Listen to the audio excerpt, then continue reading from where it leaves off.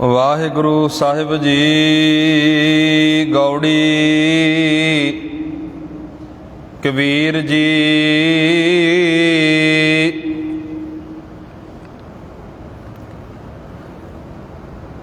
ਗਗਨ ਰਸਾਲ ਚੂਐ ਮੇਰੀ ਭਾਠੀ, ਸੰਚ ਮਹਾਰਸ ਧਨ ਭਇਆ ਕਾਠੀ।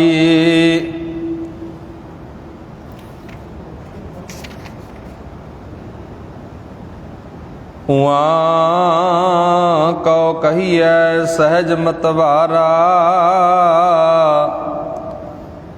ਪੀਬਤ ਰਾਮ ਰਸ ਗਿਆਨ ਵਿਚਾਰਾ। ਉਆਂ ਕਉ ਕਹੀਐ ਸਹਿਜ ਮਤਵਾਰਾ, ਪੀਬਤ ਰਾਮ ਰਸ ਗਿਆਨ ਵਿਚਾਰਾ। ਰਹਾਉ ਸਹਿਜ ਕਲਾਲਨ ਜੋ ਮਿਲ ਆਈ, ਆਨੰਦ ਮਾਤੇ ਆਨੰਦਨ ਜਾਈ। ਚੀਨਤ ਚੀਤ ਨਰੰਜਨ ਲਾਇਆ,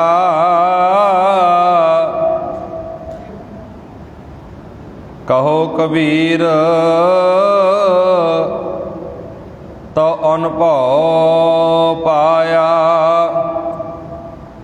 ਚੀਨਤ ਚੀਤ ਨਰੰਜਨ ਲਾਇਆ, ਕਹੋ ਕਬੀਰ ਤੋ ਅਨਭਉ ਪਾਇਆ। ਪਰਮ ਸਨਮਾਨਯੋਗ ਜੁਗੋ ਜੁਗ ਅਟਲ ਚਬਰ ਤਖਤ ਦੇ ਮਾਲਕ ਸਾਹਿਬ ਸਤਿਗੁਰੂ ਧੰਨ ਧੰਨ ਗੁਰੂ ਗ੍ਰੰਥ ਸਾਹਿਬ ਜੀ ਮਹਾਰਾਜ, ਤਿੰਨਾਂ ਦੀ ਹਜ਼ੂਰੀ ਅੰਦਰ ਜੁੜ ਮਿਲ ਬੈਠੇ ਆਤ ਸਤਿਕਾਰਯੋਗ ਸਨਮਾਨਯੋਗ ਸਤਸੰਗੀ ਜਨੋਂ, ਬਹੁਤ ਹੀ ਵਡਭਾਗੇ ਹਾਂ ਜੋ ਕਿ ਰੋਜ਼ਾਨਾ ਹੀ ਲੜੀਵਾਰ ਕਥਾ ਵਿਚਾਰ ਦੇ ਨਾਲ ਜੁੜਦੇ ਹਾਂ। ਲੜੀਵਾਰ ਚੱਲ ਰਹੀ ਕਥਾ ਵਿਚਾਰ ਗੌੜੀ ਕਬੀਰ ਜੀ, ਗੁਰੂ ਗ੍ਰੰਥ ਸਾਹਿਬ ਦਾ ਪਾਵਨ ਪਵਿੱਤਰ ਅੰਕ 328। ਆਓ ਗੁਰੂ ਪਿਆਰ ਵਾਲਿਓ, ਵਿਚਾਰਾਂ ਦੀ ਆਰੰਭਤਾ ਕਰਨ ਤੋਂ ਪਹਿਲਾਂ ਜਿੰਨੀ ਵੀ ਸੰਗਤ ਗੁਰੂ ਕੇ ਦਰਬਾਰ ਅੰਦਰ ਸਜ ਕੇ ਬੈਠੀ ਹੈ, ਸਾਰੀ ਸੰਗਤ ਇਕਾਗਰਤਾ ਬਣਾਈਏ। ਦੋਵੇਂ ਹੱਥ ਜੋੜ ਕੇ ਬੁਲੰਦ ਆਵਾਜ਼ ਵਿੱਚ ਆਖੋ ਜੀ, ਵਾਹਿਗੁਰੂ ਜੀ ਕਾ ਖਾਲਸਾ, ਵਾਹਿਗੁਰੂ ਜੀ ਕੀ ਫਤਿਹ। ਭਗਤ ਕਬੀਰ ਜੀ ਦਾ ਲੜੀਵਾਰ 27 ਨੰਬਰ ਸ਼ਬਦ ਹੈ ਜੀ। ਬਾਬਾ ਕਬੀਰ ਜੀ ਇਸ ਪਾਵਨ ਪਵਿੱਤਰ ਸ਼ਬਦ ਅੰਦਰ ਜਿਹੜੀ ਸਾਨੂੰ ਵਿਚਾਰ ਰੱਖ ਰਹੇ ਨੇ ਸਾਡੇ ਸਨਮੁਖ, ਰਹਾਉ ਵਾਲੇ ਬੰਦ ਅੰਦਰ ਕਹਿ ਰਹੇ ਨੇ, ਉਆਂ ਕਉ ਕਹੀਐ ਸਹਿਜ ਮਤਵਾਰਾ, ਪੀਬਤ ਰਾਮ ਰਸ ਗਿਆਨ ਵਿਚਾਰਾ। ਉਆਂ ਦਾ ਅਰਥ ਹੁੰਦਾ ਜੀ, ਉਆਂ ਕਉ ਉਸ ਮਨੁੱਖ ਨੂੰ ਸਹਿਜ ਕੁਦਰਤੀ ਤੌਰ ਤੇ, ਮਤਵਾਰਾ ਮਤਵਾਲਾ ਮਸਤ, ਗਿਆਨ ਵਿਚਾਰਾ ਗਿਆਨ ਦੇ ਵਿਚਾਰ ਰਾਹੀਂ, ਗਿਆਨ ਰਾਹੀਂ। ਪਾਤਸ਼ਾਹ ਜੀ ਕਹਿ ਰਹੇ ਨੇ, ਜਿਸ ਮਨੁੱਖ ਨੇ ਗਿਆਨ ਦੇ ਵਿਚਾਰ ਦੀ ਰਾਹੀਂ ਭਾਵ ਸੁਰਤ ਮਾਇਆ ਤੋਂ ਉੱਚੀ ਕਰਕੇ ਰਾਮ ਰਸ ਪੀਤਾ ਹੈ, ਉਸ ਨੂੰ ਕੁਦਰਤੀ ਤੌਰ ਤੇ ਭਾਵ ਸੁਭਾਵਿਕ ਹੀ ਮਸਤ ਹੋਇਆ ਆਖੀਦਾ ਹੈ। ਇਹ ਅੱਖਰੀ ਅਰਥ ਨੇ ਜੀ। ਸਤਿਗੁਰ ਕਬੀਰ ਜੀ ਇੱਥੇ ਗੱਲ ਕਰਦੇ ਨੇ ਇੱਕ ਰਸ ਨੂੰ ਪੀਣ ਦੀ। ਦੁਨੀਆ ਦੇ ਅੰਦਰ ਝਾਤ ਮਾਰਦੇ ਆ, ਬੰਦਾ ਬਹੁਤ ਰਸ ਪੀਂਦਾ ਹੈ, ਬਹੁਤ ਤਰ੍ਹਾਂ ਦੇ ਪਦਾਰਥ ਚੱਖਦਾ ਹੈ, ਪਰ ਇੱਕ ਰਸ ਬਾਣੀ ਅੰਦਰ ਗਿਆਨ ਦਾ ਵੀ ਰਸ ਦੱਸਿਆ। ਗੁਰਬਾਣੀ ਦੇ ਵਿੱਚੋਂ ਗਿਆਨ ਦਾ ਰਸ ਆਉਂਦਾ, ਸੂਝ ਆਉਂਦੀ ਹੈ, ਸਮਝ ਆਉਂਦੀ ਹੈ। ਇਹਨੂੰ ਪੀਣਾ ਕਿਵੇਂ ਹੈ? ਹੁਣ ਗਿਆਨ ਲੈ ਕੇ, ਗਿਆਨ ਸਮਝ ਕੇ ਜ਼ਿੰਦਗੀ ਵਿੱਚ ਅਪਣਾ ਕੇ ਰਸ ਕਿਹੜਾ ਪੈਦਾ ਹੁੰਦਾ, ਇਹਨੂੰ ਧਿਆਨ ਨਾਲ ਸਮਝਿਓ। ਪਾਤਸ਼ਾਹ ਜੀ ਕਹਿੰਦੇ, ਉਆਂ ਕੋ ਕਹੀਐ ਸਹਿਜ ਮਤਵਾਰਾ, ਉਸ ਮਨੁੱਖ ਨੂੰ ਕਿਹਾ ਜਾਂਦਾ ਹੈ ਕਿ ਮਸਤ ਹੋ ਗਿਆ, ਮਤਵਾਰਾ ਹੋ ਗਿਆ। ਕਿਹੜਾ ਮਨੁੱਖ ਮਸਤ ਰਹਿੰਦਾ? ਹੁਣ ਪਾਤਸ਼ਾਹ ਜੀ ਕਹਿ ਰਹੇ ਨੇ ਕਿਹੜਾ ਮਨੁੱਖ ਮਸਤ ਰਹਿੰਦਾ ਹੈ?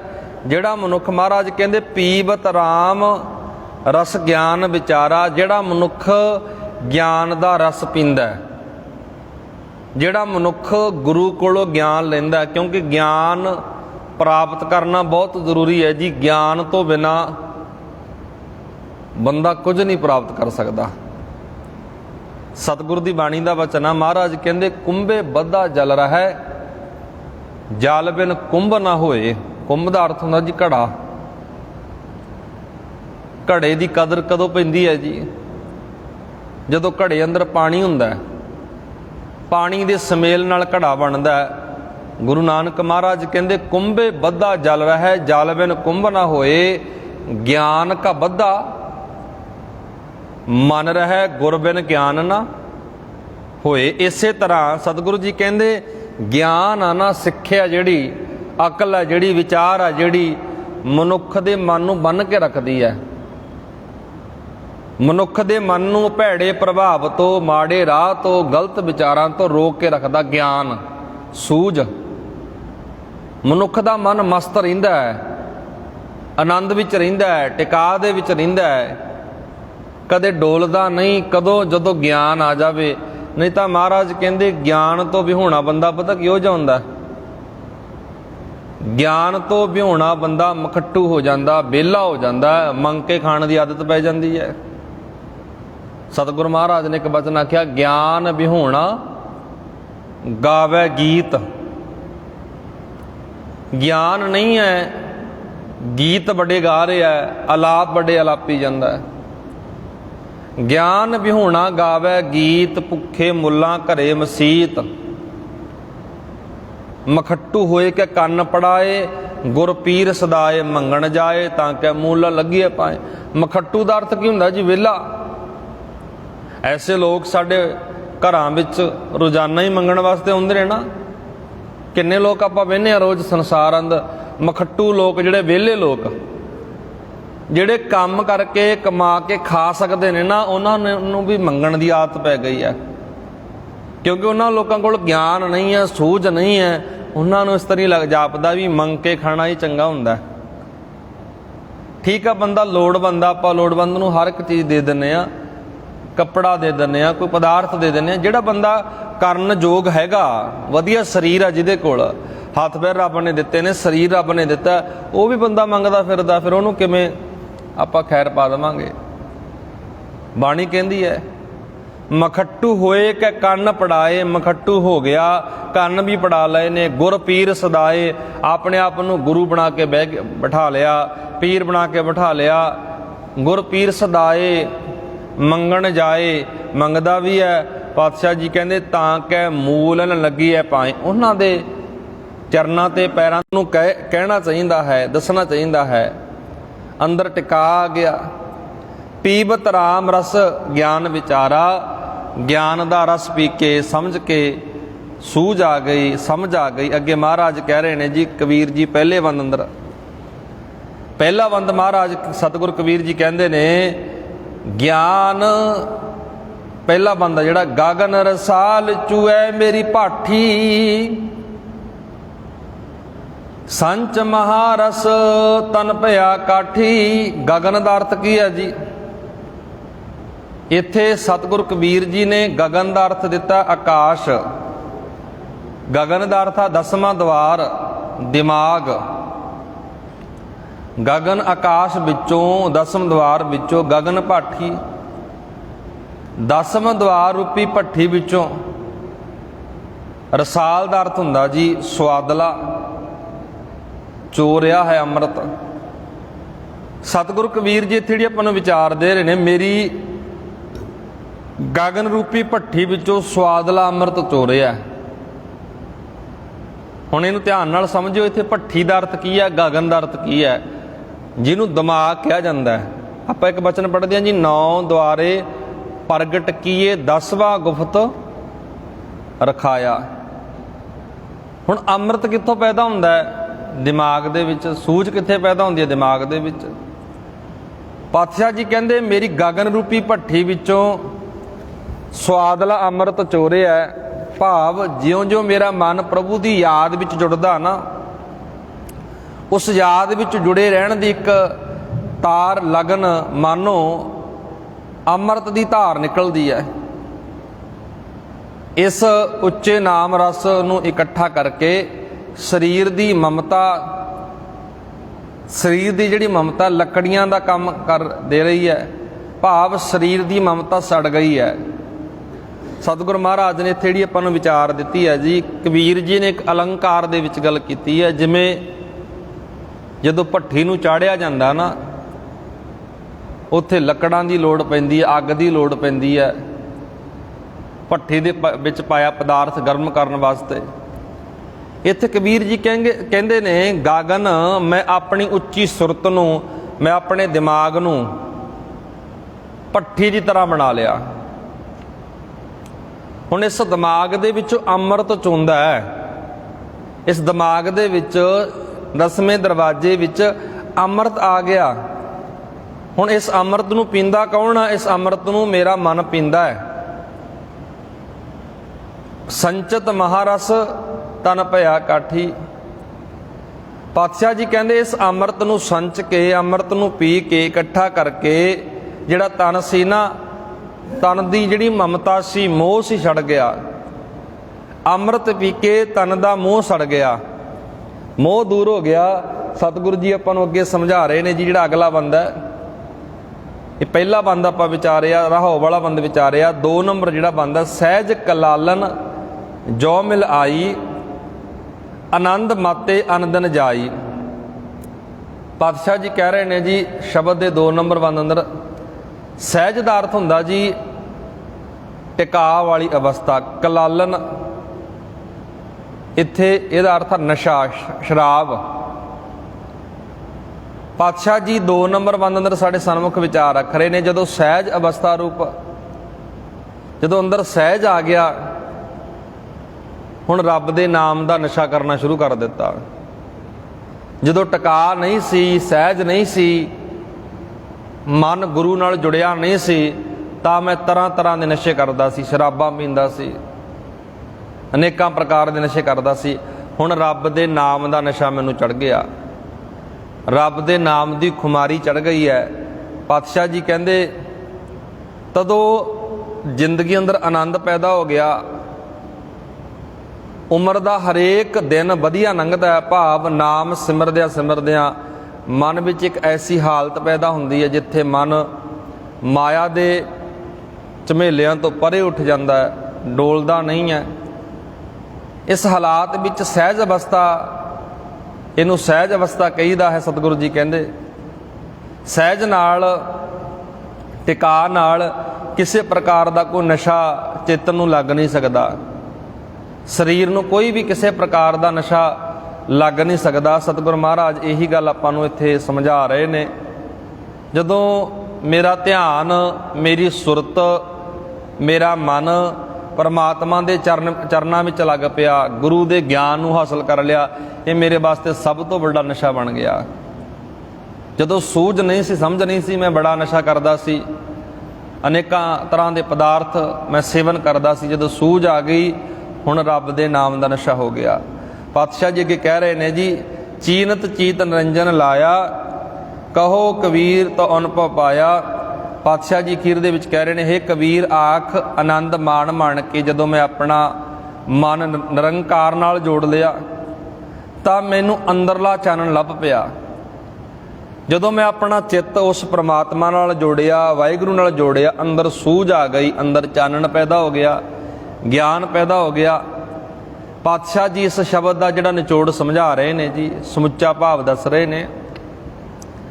ਪਾਤਸ਼ਾਹ ਜੀ ਕਹਿ ਰਹੇ ਨੇ, ਸਿਮਰਤ ਦੀ ਬਰਕਤ ਨਾਲ, ਨਾਮ ਸਿਮਰਦਿਆਂ ਸਿਮਰਦਿਆਂ ਮਨ ਮਾਇਆ ਵਿੱਚੋਂ ਡੋਲਣੋਂ ਹਟ ਜਾਂਦਾ, ਨਾਮ ਵਿੱਚ ਜੁੜੇ ਰਹਿਣ ਦੀ ਲਗਨ ਵੱਧਦੀ ਜਾਂਦੀ ਹੈ, ਸਰੀਰ ਦਾ ਮੋਹ ਮਿਟ ਜਾਂਦਾ ਹੈ ਤੇ ਮਨੁੱਖਾ ਜੀਵਨ ਅਸਲੀਅਤ ਦੀ ਅਸਲ ਸੂਝ ਇਹਨੂੰ ਪੈ ਜਾਂਦੀ ਹੈ। ਮਨੁੱਖਾ ਜੀਵਨ ਨੂੰ ਅਸਲੀਅਤ ਬਾਰੇ ਪਤਾ ਲੱਗ ਜਾਂਦਾ ਹੈ। ਇਸ ਹੀ ਲੜੀਵਾਰ ਸ਼ਬਦ ਜਿਹੜਾ 27 ਨੰਬਰ ਸ਼ਬਦ ਆਪਾਂ ਵਿਚਾਰਿਆ, ਗੁਰੂ ਕਿਰਪਾ ਕਰੇ ਜੀ ਸਾਡਾ ਧਿਆਨ ਬਾਣੀ ਨਾਲ ਬਣੇ।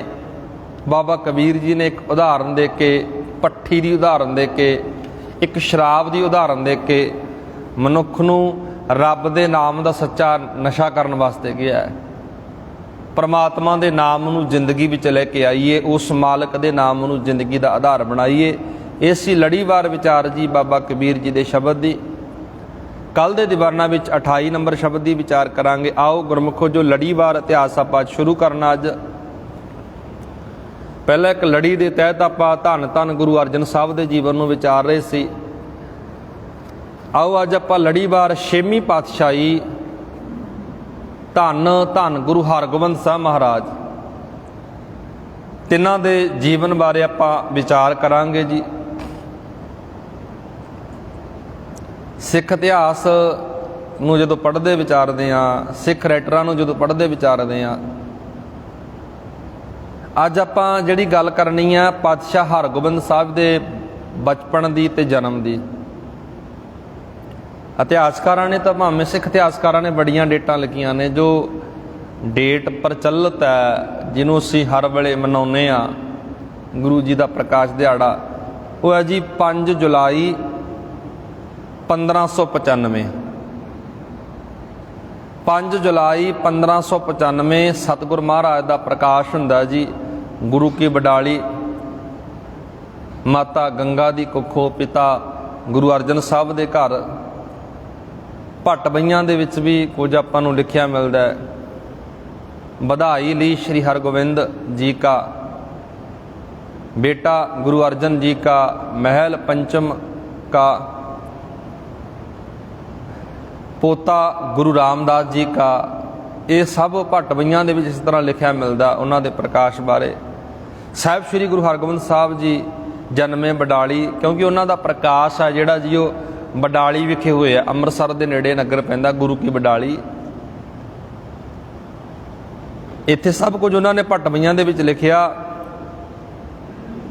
ਪਾਤਸ਼ਾਹ ਜੀ ਦਾ ਜਿਹੜਾ ਬਾਲਪਣ ਦੀ ਆਪਾਂ ਗੱਲ ਕਰਦੇ ਹਾਂ, ਹਰਗੋਬਿੰਦ ਸਾਹਿਬ ਨੂੰ ਬਾਲ ਉਮਰ ਦੇ ਵਿੱਚ, ਬਚਪਨ ਦੇ ਵਿੱਚ ਬਹੁਤ ਮੁਸ਼ਕਲਾਂ ਦਾ ਸਾਹਮਣਾ ਕਰਨਾ ਪਿਆ। ਗੁਰੂ ਹਰਗੋਬਿੰਦ ਸਾਹਿਬ ਦਾ ਤਾਇਆ ਸੀ ਜੀ ਪ੍ਰਿਥੀ ਚੰਦ। ਪਿੱਛੇ ਆਪਾਂ ਇੱਕ ਲੜੀ ਵਿੱਚ ਵਿਚਾਰ ਕਰਦੇ ਆ ਰਹੇ ਹਾਂ ਜੀ। ਤੁਹਾਨੂੰ ਪਤਾ ਪ੍ਰਿਥੀ ਚੰਦ ਕੌਣ ਸੀ ਜੀ? ਗੁਰੂ ਅਰਜਨ ਸਾਹਿਬ ਦਾ ਵੱਡਾ ਭਰਾ। ਹਰਗੋਬਿੰਦ ਸਾਹਿਬ ਜੀ ਦਾ ਜਦੋਂ ਜਨਮ ਹੁੰਦਾ, ਸੰਗਤਾਂ ਨੇ ਬਹੁਤ ਖੁਸ਼ੀ ਮਨਾਈ। ਸੰਗਤਾਂ ਬਹੁਤ ਉਤਸ਼ਾਹ ਵਿੱਚ ਨੇ, ਖੁਸ਼ੀ ਵਿੱਚ ਨੇ। ਹੁਣ ਗੁਰੂ ਅਰਜਨ ਸਾਹਿਬ ਦਾ ਵੱਡਾ ਭਰਾ ਦੁੱਖ ਮਨਾ ਰਿਹਾ। ਹੁਣ ਵੇਖੋ, ਜੇ ਦੁਨਿਆਵੀ ਤੌਰ ਤੇ ਵੇਖੋਗੇ ਜੀ, ਸਾਡੇ ਕਿਸੇ ਭਰਾ ਦੇ ਘਰ ਕੋਈ ਵੀ ਬੱਚਾ ਪੈਦਾ ਹੁੰਦਾ, ਆਪਾਂ ਖੁਸ਼ੀ ਮਨਾਉਂਦੇ ਹਾਂ ਸਾਰੇ। ਇੱਧਰ ਧੰਨ ਗੁਰੂ ਅਰਜਨ ਸਾਹਿਬ ਦੇ ਘਰ ਜਦੋਂ ਹਰਗੋਬਿੰਦ ਸਾਹਿਬ ਮਹਾਰਾਜ ਪੈਦਾ ਹੋਏ ਨੇ, ਮਾਤਾ ਗੰਗਾ ਦੀ ਕੁੱਖੋਂ, ਇੱਧਰ ਪ੍ਰਿਥੀ ਚੰਦ ਬਹੁਤ ਦੁੱਖ ਮਨਾ ਰਿਹਾ। ਹੁਣ ਇਸ ਤਰ੍ਹਾਂ, ਕਿਉਂਕਿ ਜਿਸ ਵਕਤ ਬੜੇ ਲੰਮੇ ਸਮੇਂ ਬਾਅਦ ਘਰ ਵਿੱਚ ਬਾਲਕ ਪੈਦਾ ਹੋਇਆ। ਹੁਣ ਪ੍ਰਿਥੀ ਚੰਦ ਦੀ ਜਿਹੜੀ ਸੋਚ ਇਹ ਸੀ ਵੀ ਜੇ ਗੁਰੂ ਅਰਜਨ ਸਾਹਿਬ ਦੇ ਘਰ ਕੋਈ ਔਲਾਦ ਨਾ ਹੋਵੇ, ਬੱਚਾ ਨਾ ਹੋਵੇ, ਅੱਗੇ 6ਵੀਂ ਥਾਂ ਤੇ ਮੇਰਾ ਪੁੱਤਰ ਮਿਹਰਬਾਨ ਗੱਦੀ ਤੇ ਬੈਠੂਗਾ। ਮੇਰੇ ਪੁੱਤਰ ਮਿਹਰਬਾਨ ਨੂੰ ਗੱਦੀ ਮਿਲ ਜਾਊਗੀ ਤੇ ਲੋਕ ਸਾਡੀ ਪੂਜਾ ਕਰਨਗੇ, ਸਾਨੂੰ ਮੱਥੇ ਟੇਕਣਗੇ ਲੋਕ, ਸੰਗਤਾਂ। ਇਹ ਹੁਣ ਪ੍ਰਿਥੀ ਚੰਦ ਦੀ ਸੋਚ ਹੈ। ਸਤਿਗੁਰੂ ਮਹਾਰਾਜ ਦਾ ਜਦੋਂ ਜਨਮ ਹੋਇਆ ਨਾ, ਪ੍ਰਿਥੀ ਚੰਦ ਦੀਆਂ ਸਾਰੀਆਂ ਆਸਾਂ ਤੇ ਪਾਣੀ ਫਿਰ ਗਿਆ। ਪਾਤਸ਼ਾਹ ਜੀ ਦਾ ਜਦੋਂ ਪਾਤਸ਼ਾਹ ਦੇ ਘਰ ਬਾਲਕ ਹਰਗੋਬਿੰਦ ਸਾਹਿਬ ਦਾ ਜਨਮ ਹੋਇਆ, ਪ੍ਰਿਥੀ ਚੰਦ ਬੜਾ ਗੁੱਸੇ ਵਿੱਚ ਵੀ ਆਉਂਦਾ, ਦੁੱਖ ਵੀ ਮਨਾਉਂਦਾ। ਹੁਣ ਅੱਗੇ ਜਿਹੜੀ ਪ੍ਰਿਥੀ ਚੰਦ ਦੀ ਥਿਊਰੀ ਆ, ਸੋਚ ਹੈ, ਉਹ ਇਸ ਤਰ੍ਹਾਂ ਸੋਚ ਰਿਹਾ ਵੀ ਚਲੋ ਜੇ ਮੈਨੂੰ ਗੱਦੀ ਨਹੀਂ ਮਿਲੀ ਤਾਂ ਮੇਰੇ ਪੁੱਤਰ ਨੂੰ ਮਿਲ ਜਾਵੇਗੀ। 5ਵੇਂ ਪਾਤਸ਼ਾਹ ਦੇ ਘਰ ਵਿੱਚ ਜਦੋਂ ਸੰਤਾਨ ਪੈਦਾ ਹੁੰਦੀ ਹੈ, ਇਹ ਬਾਲਕ ਪੈਦਾ ਹੁੰਦਾ, ਸਾਰਿਆਂ ਨੇ ਜਨਮ ਦੀਆਂ ਵਧਾਈਆਂ ਦਿੱਤੀਆਂ, ਸ਼ੁਕਰ ਮਨਾਇਆ।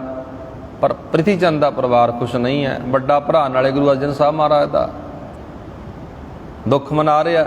ਹੁਣ ਪ੍ਰਿਥੀ ਚੰਦ ਦਾ ਜਿਹੜਾ ਪਹਿਲਾ ਬਾਲ ਸੀ, ਬਾਲ ਉਮਰ ਦੇ ਵਿੱਚ ਨੇ ਹਰਗੋਬਿੰਦ ਮਹਾਰਾਜ, ਪ੍ਰਿਥੀ ਚੰਦ ਦਾ ਪਹਿਲਾ ਵਾਰ ਵੀ ਕਿਸੇ ਤਰੀਕੇ ਨਾਲ ਇਸ ਬੱਚੇ ਨੂੰ ਮੈਂ ਮਰਵਾ ਦੇਵਾਂ, ਕਿੱਡੀ ਭੈੜੀ ਸੋਚ ਹੈ ਜੀ। ਗੁਰੂ ਪਰਿਵਾਰ ਵਿੱਚ ਪੈਦਾ ਹੋ ਕੇ ਗੁਰੂ ਦਾ ਭਰਾ, ਸਕਾ ਭਰਾ ਹੈ, ਉਹਦੀ ਸੋਚ ਇਹ ਹੈ ਵੀ ਮੈਂ ਧੰਨ ਗੁਰੂ ਅਰਜਨ ਸਾਹਿਬ ਦੇ ਬੇਟੇ ਨੂੰ, ਬੱਚੇ ਨੂੰ ਮੈਂ ਮਰਵਾ ਦੇਵਾਂ।